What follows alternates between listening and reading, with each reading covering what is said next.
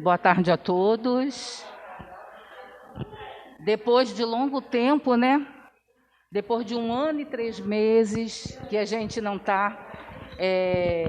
estava vindo na nossa casa.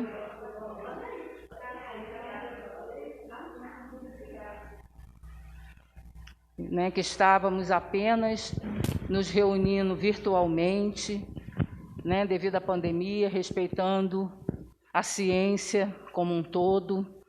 Então, ficamos afastados durante esse 1 ano e 3 meses. E hoje estamos aqui de volta, assim, com muito amor no coração, né, a saudade é imensa de todos, né, a vontade que a gente tem é poder abraçar todo mundo, mas, fluidicamente, todos estão sendo abraçados. Então, podem ter certeza que a nossa casa, ela foi toda preparada para receber todos de volta. Higienizada, não só fisicamente, mas pode ter certeza que o mundo espiritual também fez esse trabalho de proteção a todos nós, para que nós possamos sair fortalecidos daqui, renovando essas energias nossas que estávamos precisando. O Centro Espírita Bom Jesus, nesse 1 ano e 3 meses, ele realizou todas as tarefas.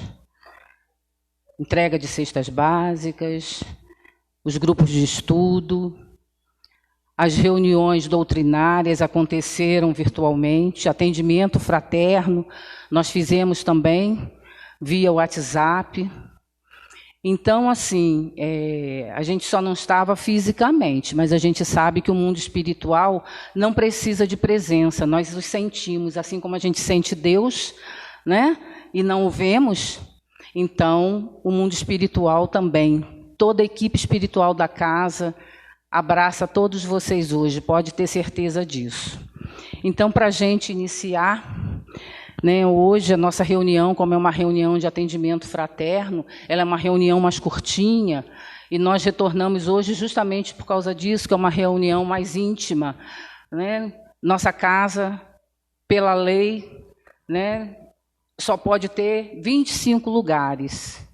Então, vamos abrindo devagar, né, até chegar um momento em que todos nós possamos estar com a vida praticamente normal, né? O normal diferente, um normal onde a gente possa respeitar o outro, porque a doença prolifera por causa que às vezes nós não respeitamos, e o respeito faz parte principalmente da nossa doutrina, a nossa responsabilidade uns com os outros, né? Eu posso estar bem, mas eu tenho que pensar se o outro ao meu redor também vai ficar bem. Então, são coisas que nós precisamos colocar na nossa prática diária. Então, que a gente possa iniciar lendo a página de preparo, na direção do bem. O Senhor tudo criou na direção do bem. Todas as criaturas, por isto, são chamadas a produzir proveitosamente. A erva tenra sustenta os animais. A fonte oculta socorre o inseto humilde. A árvore é a abençoada companheira dos homens. A flor produzirá fruto. O fruto dar-nos-á mesa farta. O rio distribui as águas. A chuva lava o céu e sacia a terra sedenta. A pedra faz o alicerce de nossa casa.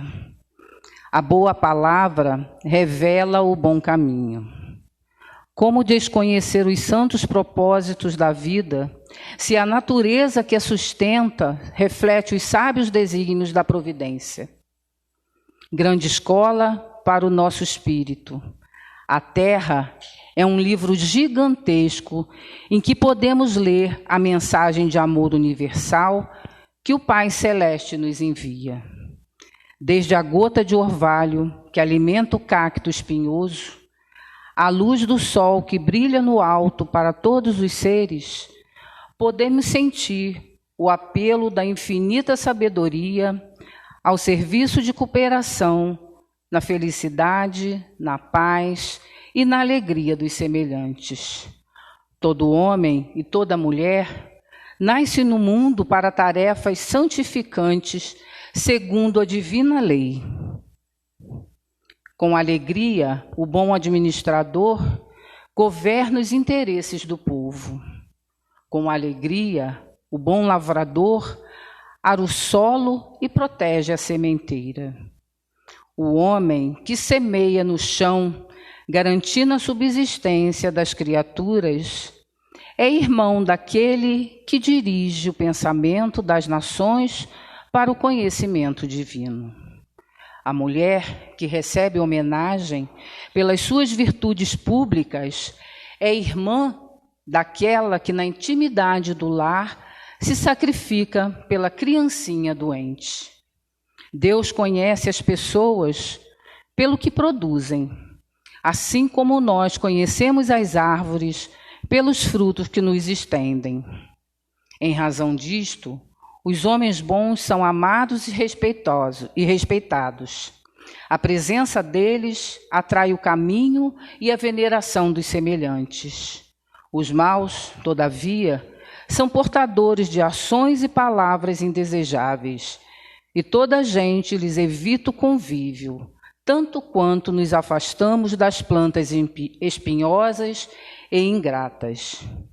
O homem bom compreende que a vida lhe pede a bênção do serviço e levanta-se cada manhã pensando: que belo dia para trabalhar. O mal, porém, ergue-se de mau humor. Não sabe sorrir para os que o cercam e costuma exclamar: dia terrível, que destino cruel, detesto o trabalho e odeio a vida. Um homem qual esse precisa de auxílio dos homens bons, porque, em não se dedicando ao serviço digno, será realmente muito infeliz. É uma psicografia do Chico Xavier, espírito Néio Lúcio, do livro Alvorada Cristã. Então, que possamos agora fazer a nossa prece,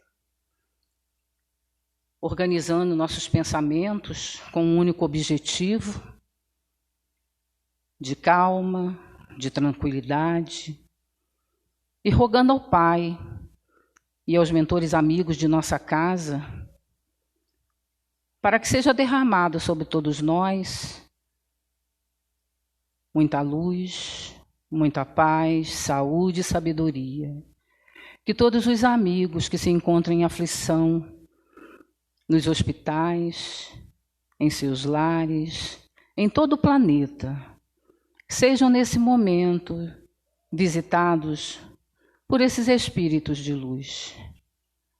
Rogamos a todos esses mentores que nos intuam em nossas palavras na noite de hoje, para que possamos, assim, continuar essa tarefa que abraçamos ainda no mundo espiritual. Que possamos seguir adiante, em frente, para que o nosso trabalho seja abraçado por todos aqueles que adentram a nossa casa. Que todos que aqui chegam possam sentir essas boas energias. Envolve-nos, Senhor, e permita-nos, nesse momento, em nome dos mentores da casa, em nome de Jesus, nosso Mestre, dar por iniciada a nossa reunião de atendimento fraterno na tarde de hoje. Que assim seja.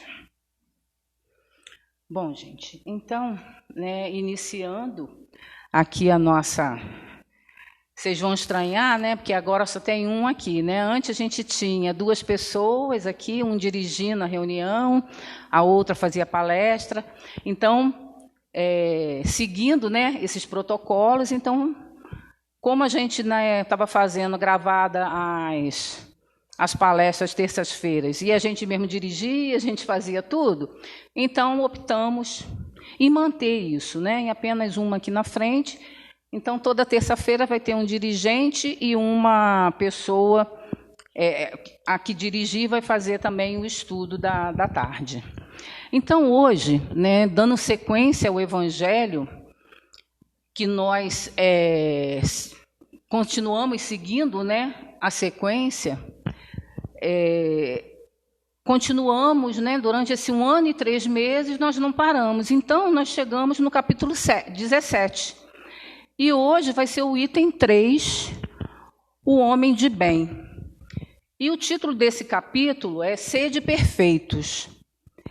E quando a gente fala de homem de bem, as figuras que vêm à nossa mente são exatamente esses dois, né? Jesus, que é o nosso modelo e guia, e Chico Xavier, que é o que no momento nós conhecemos, né? Na nossa atualidade, é o que está mais próximo assim, de nós, que nós vimos, que fazia tudo de bom para todos, né? Era um ser realmente iluminado. Então, são as duas figuras que nos mostram, que nos demonstram que tudo é possível. Então, primeiro vamos ver o que é ser um homem de bem. Então, no Evangelho está escrito assim: o verdadeiro homem de bem é aquele que cumpre a lei de justiça, amor e da caridade na sua maior pureza. Quer dizer, ele cumpre realmente sem distinção. Ele quer justiça para todos, ele ama a todos e ele é caridoso para com todos. Né? Então, na sua maior pureza, quer dizer, ele não faz distinção de nada. Esse é o verdadeiro homem de bem. Aí, continuando aqui. Se interroga a sua consciência sobre os atos praticados, perguntará se não violou essa lei. Então, quando ele faz o exame de consciência, ele pergunta: será que eu violei alguma dessas leis? A da justiça, a do amor, a da caridade? E aí a gente lembra de Santo Agostinho, que fala que a gente deveria toda noite fazer um inventário do nosso dia. Será que hoje, se a gente parar para pensar, será que a gente feriu alguma dessas leis?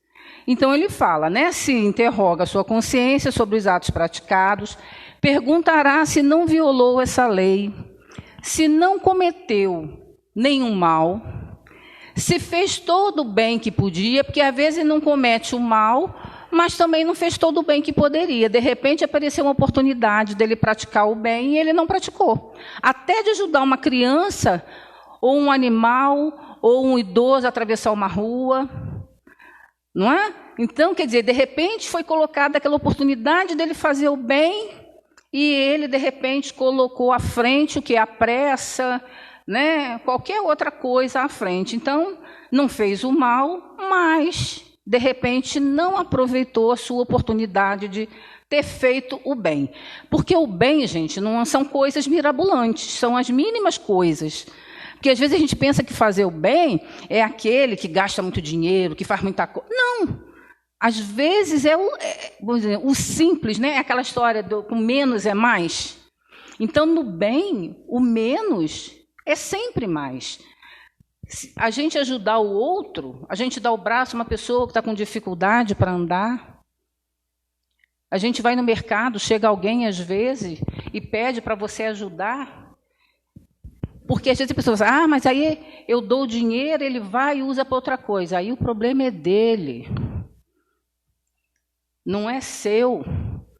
Quem vai ajustar essa dívida com o plano espiritual é ele, não somos nós. Porque assim, a gente tem a mania de querer achar, se fosse eu, fazia isso. Mas não é você. Então nós temos que aprender a pensar que eu vou dar conta da minha vida. Eu não vou dar conta da vida do outro. Então, é a gente passar mais a ter essa consciência e não ficar criticando e julgando que o outro fez isso, que o outro fez aquilo. Não. Quem vai ajustar as contas de sua encarnação Somos nós, cada um dá conta da sua. Tem uma palestra do Hélio Tinoco, que o título é o que você tem feito da sua encarnação.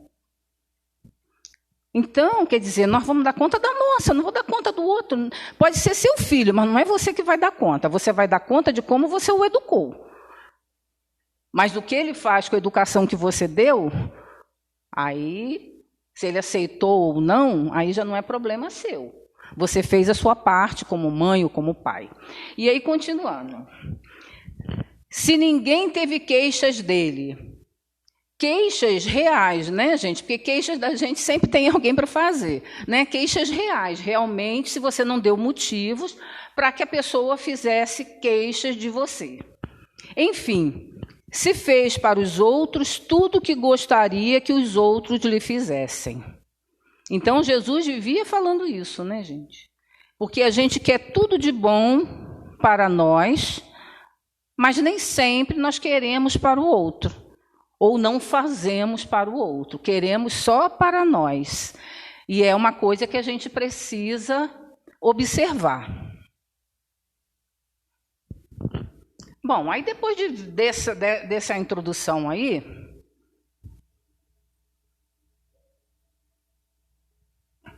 eu pergunto para mim, e cada um faz a você mesmo essa pergunta. Você se considera um homem de bem? Cada um guarda essa perguntinha aí na cabeça. Você se considera um homem de bem? Então, vamos ver. O que fazer para ser um homem de bem? Nós já vimos algumas coisas. Só que aí a gente fala assim, gente, mas se para ser um homem de bem eu preciso fazer tudo aquilo ali, não somos homens de bem. Não é? Porque vira e mexe a gente dá uma escorregadinha, não é verdade? Então, mas se a gente já reconhece isso, já é meio caminho andado. Sinal que a gente já está observando que a gente pode ser melhor. Então, vamos continuar. Então, como é que um homem de bem reage diante de alguma coisa, como ele deve proceder como homem de bem? Então, vamos lá. Diante das próprias imperfeições. Como é que eu ajo diante das minhas imperfeições? Eu vou me criticar e vou tentar melhorar?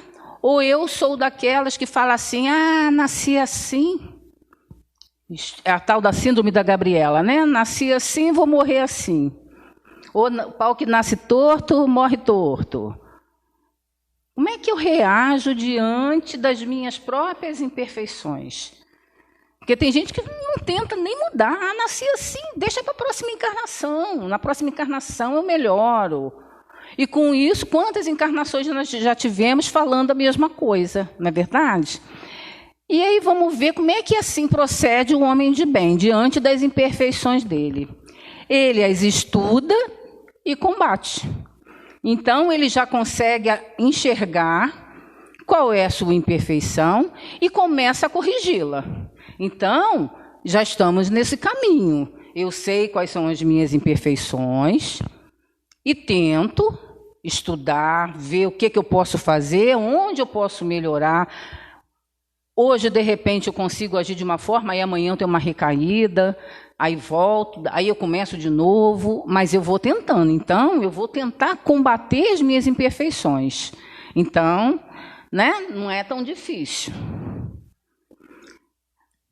E diante de seus beneficiários, quer dizer, quando você faz alguma coisa para alguém, você espera recompensa ou você faz por amor, pelo simples fato de fazer?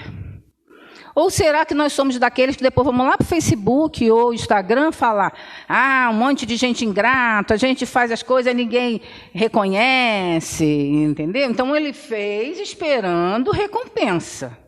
Ele não fez porque ele queria. Ele fez porque se ele não fizesse, de repente ele ia ficar mal com um grupo. Aí depois ele vai lá reclamar, fiz tanto pelo fulano, mas o fulano é muito ingrato. Gente, nós somos ingratos com Jesus. Nós apedrejamos, nós crucificamos.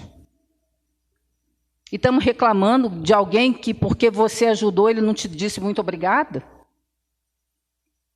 Então, são coisas que a gente tem que parar para pensar, né? Então, vamos ver como é que o homem de bem reagiria. Não espera a recompensa. O homem de bem faz. Jesus fez por nós, continua fazendo. E que recompensa nós estamos dando? Às vezes, ingratidão também. Ainda achamos que ele não está olhando por nós. Nossa, Jesus me abandonou. Deus não, me escolheu para fazer isso. Né? A gente acha que a gente foi escolhido a dedo para sofrer, para passar por isso, por aquilo. Como a gente reclama, como a gente é ingrato. Então, essa questão aí, a gente precisa trabalhar muito. Pelo menos eu preciso trabalhar muito em mim. Né? As imperfeições também. Mas a da ingratidão, a gente é muito ingrato com tantas coisas. De seus subordinados, diante de seus subordinados. Nós somos aquele tipo de chefe que trata o subordinado mal porque ele é seu funcionário, ou nós somos daquele que tratamos com amizade, com carinho, com respeito. Se vai chamar atenção, que às vezes é necessário, nós chamamos atenção com respeito ou com agressividade? Trata-os com bondade e benevolência, quer dizer, ele pode chamar atenção, ele deve chamar atenção na hora que é necessária, mas ele não pode deixar de ser bondoso, ele não pode deixar de ser respeitoso, ele não pode ser agressivo, até o tom de voz, né, gente? Porque às vezes a pessoa vai falar, como ela fala num tom de voz que é complicado. Dos talentos próprios. Como é que nós agimos diante dos nossos talentos? Cada um de nós tem talento. Talento não é só quem sabe cantar, quem sabe pintar. Não, nós temos vários talentos, cada um de nós. Uns para cozinhar, outros para plantar, outros para varrer uma rua muito bem. A gente até vê, às vezes, assim, nossa, esse daqui varreu a rua bem. Tem uns que passam com a vassoura assim que o lixo fica todo. Não é verdade? Até na nossa casa mesmo. Tem dia que a gente não está afim, a gente faz tudo mais ou menos, né? Então, como é que a gente faz com os nossos talentos? Nós somos daqueles que botamos em evidência os nossos talentos e o do outro a gente bota lá para baixo? Só a gente tem talento, o outro não? Ressalta o proveitoso aos outros. Quer dizer, ele ressalta o que é bom dos outros e de si mesmo. Não, nisso aqui eu posso fazer, porque eu sei fazer, eu vou fazer legal. Agora, tem gente que não sabe fazer e diz que sabe. Aí quando vai fazer, né? Ou então, no outro, ele não ressalta nada. Então, a gente tem que saber também. Diante das diferenças de crença, raças e pontos de vista, como é que o homem de bem vai agir? E como nós agimos? Será que nós... Porque aqui, ó, ele está falando das diferenças de crenças, raças e pontos de vista. Então, nós temos que parar para pensar. Somos todos da raça humana. Então, não tem diferença. Não tem diferença. Hoje estou mulher, amanhã posso estar homem, ou não. Então, por que a gente ficar desqualificando as pessoas? Por que a gente ficar pelo tom de pele, por orientação sexual, por uma série de pontos de vista políticos? Respeito, gente, é respeito. Então, o homem de bem... ele vê como irmãos todos os homens.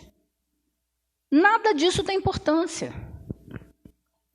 Se é gordo, se é magro, se é homem, se é mulher, se é amarelo, se é negro, se é branco, não importa. O que vale é o quê? O caráter de cada um. Então, o homem de bem é assim, por isso que eu coloquei aquelas duas figuras, né? Duas fotos aqui, de Chico Xavier e de Jesus, que tratavam a todos dessa forma. Das necessidades do próximo. Quando eu vejo a necessidade do outro, o que eu faço? Eu finjo que não vejo ou eu ajudo? Então, o homem de bem vai prestar serviço, ele vai ajudar, ele vai orientar. Dá uma acelerada aqui, gente. Aí ainda tem mais alguns, né? Das ofensas contra si. Olha como isso aqui é difícil, né, gente? Como é que a gente age quando somos ofendidos? Porque aqui fala como que o homem de bem, né, age. E nós, quando alguém nos ofende, nós respondemos na mesma hora ou não respondemos e mentalmente respondemos? Porque às vezes a gente não abre a boca, mas responde. E quando a gente emite pensamento, a gente está respondendo. O homem de bem perdoa. Então, nós ainda temos muito que aprender, né? Porque, que eu falei, às vezes a gente não responde com palavras, mas o pensamento responde. Das fraquezas alheias. Quando eu vejo alguém que está passando por um momento difícil, e aí a gente fala, fulano é fraco. Eu respeito, eu ajudo ou eu condeno? E aí a gente vai ver, né? Que o homem de bem é indulgente, ele vai justamente ajudar, ele vai dar a mão, ele vai sentar para conversar, se for uma palavra amiga que ele precisa. Então, o homem de bem é aquele, né, que está sempre pronto a ajudar. Como que nós agimos diante dos defeitos alheios? Como é que o homem de bem age como nós agimos? Nós procuramos, às vezes, ressaltar, né, os defeitos alheios. A gente ressalta, o cabelo dela é assim. Mulher, então, né, o homem é mais contido nisso. Mulher não, mulher fala mais, né? Olha a roupa dela, o cabelo dela, né, o corpo. Tanto é que as meninas passam, né, as adolescentes passam muito problemas por causa disso, porque precisam da aprovação do grupo. Então, precisam, para se engajar naquele grupo, precisam estar todo mundo igual, né? Todo mundo tem que estar enlatadinho, né? Todo mundo igualzinho. Se ela fugir daquela regra, ela já vai ser olhada de forma diferente, porque se ela não fuma, se ela não bebe, se ela não namora, se ela isso, se ela aquilo, tudo é motivo, né? Então, o adolescente passa muito isso. O homem de bem procura não evidenciá-los, muito pelo contrário, ele vai ajudar e não evidenciar os defeitos que cada um tem. Da suscetibilidade do próximo, quer dizer, como é que eu vou falar? Da vulnerabilidade, né? Aquela pessoa que às vezes está ali naquele momento difícil, como é que eu ajo? E como é que o homem de bem age? Às vezes a gente finge que não vê. Às vezes a gente finge que não vê a fraqueza do outro. Às vezes a gente finge que não vê. O homem de bem toma por guia a caridade, quer dizer, ele vai auxiliar, seja de suscetibilidade material ou espiritual, que às vezes ele está precisando apenas de uma conversa ou de uma oração. E às vezes a gente fecha o olho e finge que não viu. Hoje eu não estou afim. Não estou afim de conversar. Vem ela falar daqueles problemas todos que eu já sei de novo. Não quero, não. Como é que eu estou agindo dessa forma? Das dores e decepções. Como é que nós agimos diante das nossas dores e das nossas decepções? Porque na dor do outro é fácil, né? A gente dá conselho, a gente ajuda. E no nosso momento, quando o momento é nosso, quando eu tenho alguma dor, seja ela qual for, e as decepções, que são muitas que acontecem no nosso planeta. A gente vive passando por decepções e por dores. O homem de bem, ele reconhece provas ou expiações e as aceita sem murmurar. Não quer dizer que ele não vai lutar, não, mas ele não vai ser aquela pessoa que reclama 24 horas e não faz nada para melhorar. O homem de bem não, ele vai lutar pela melhora, ele vai correr atrás daquilo que ele quer, ele vai tentar melhorar. E aí, no Livro dos Espíritos, na questão 918, por que indícios se pode reconhecer em um homem o progresso real que lhe levará o espírito na hierarquia espírita? Como é que eu vou saber se a gente já melhorou um pouquinho? Será que eu já estou me tornando um homem de bem? Será que eu melhorei um pouquinho ou será que eu estou num degrau estacionado um tempão? E aí os espíritos responderam. O espírito prova sua elevação quando todos os atos de sua vida corporal representam a prática da lei de Deus e quando antecipadamente compreende a vida espiritual. Então, aquela lei que eu falei lá no início, lei de justiça, do amor e da caridade. Então, quando a gente coloca em prática essas leis, nós já estamos caminhando, nesse progresso espiritual, porque ele coloca a lei de Deus à frente de tudo, acima dele mesmo. Ele pratica o bem. E aí a questão 625. Qual é o tipo mais perfeito que Deus ofereceu ao homem para lhe servir de guia e de modelo? Quem é, gente? Só tem um, Vede Jesus. E quando ele fala vede Jesus, é para a gente olhar as obras de Jesus, não é olhar só a figura dele, não. É olhar o procedimento dele. É esse modelo que nós temos que seguir, nenhum outro mais. É o único modelo e guia que nós temos. Vede Jesus, então vede as suas obras. Em nenhum momento Jesus deixou de ser um homem de bem, nem no momento pior que foi da crucificação. Jesus perdoou, como disse lá, diante daquilo, como é que ele fez? Perdoou. E nós, às vezes, por muito menos, não perdoamos.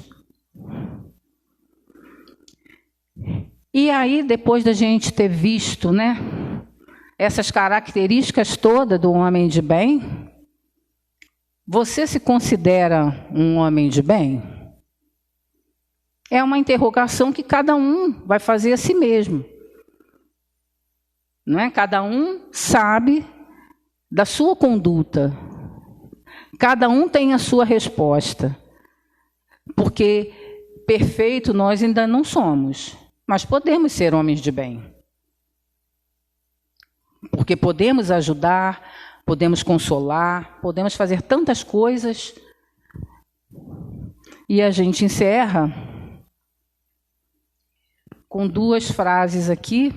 A bibliografia foi o Livro dos Espíritos, o Evangelho. É uma frase do Chico. O espírito que adquirir a virtude do perdão não achará dificuldade em mais nada. Haja o que houver, aconteça o que acontecer, ele saberá administrar sua vida. E tem outra aqui, do Kardec. A felicidade dos espíritos bons consiste em não sentirem ódio, ciúme, inveja, ambição ou qualquer das paixões que ocasionam a desgraça dos homens. Então,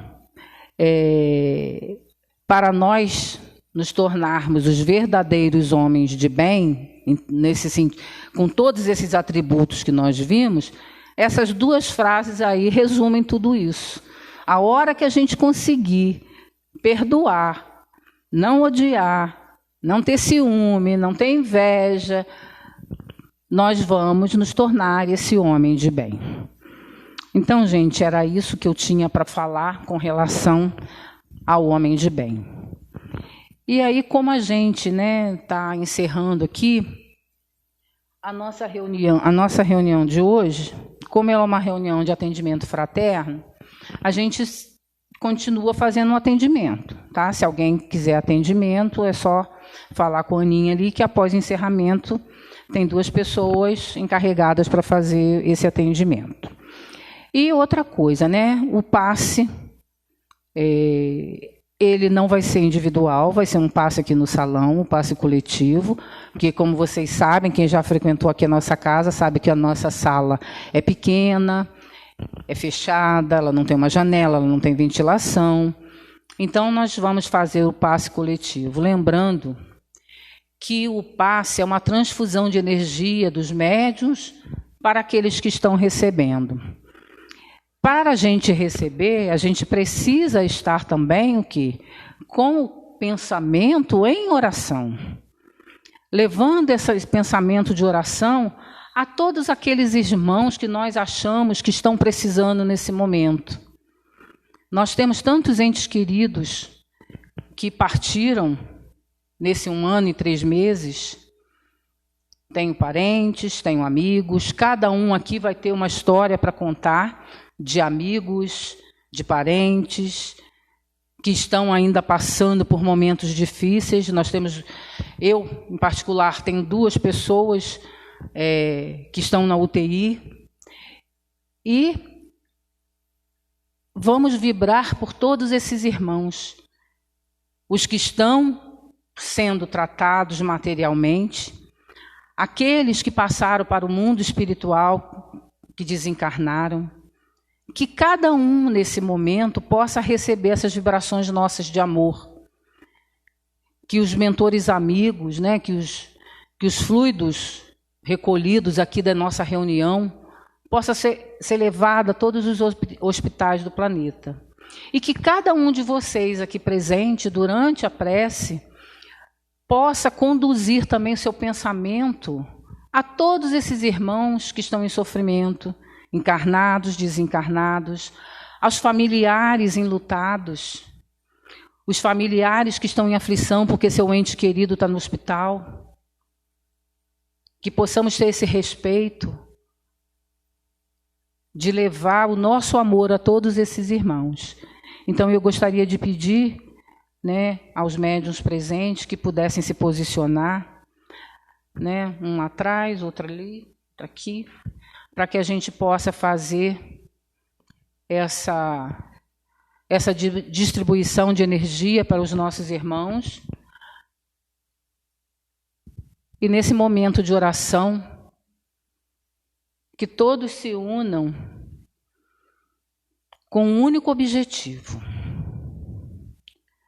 Neste momento, Pai, rogamos a todos os mentores amigos, aos médicos espirituais, que possam nesse momento aqui conosco estar, que a equipe de Maria, nossa Mãe Celestial, envolva cada um, encarnados, desencarnados, que se encontram nesta tarde, e que possam levar aos hospitais essas energias de amor e de cura para aqueles que tiverem o merecimento de recebê-la.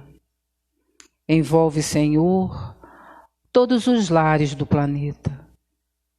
Que a nossa cidade possa receber nesse momento fachos de luz sobre todos os lares. Que o hospital de nossa cidade possa receber a equipe espiritual de Dr. Bezerra de Menezes, envolvendo todos os doentes, os médicos, todo o corpo acadêmico que lá está. Envolve todos os hospitais, Senhor, e leve esses fluidos benéficos a todos esses irmãos. Envolve-nos, Senhor, com a Tua paz.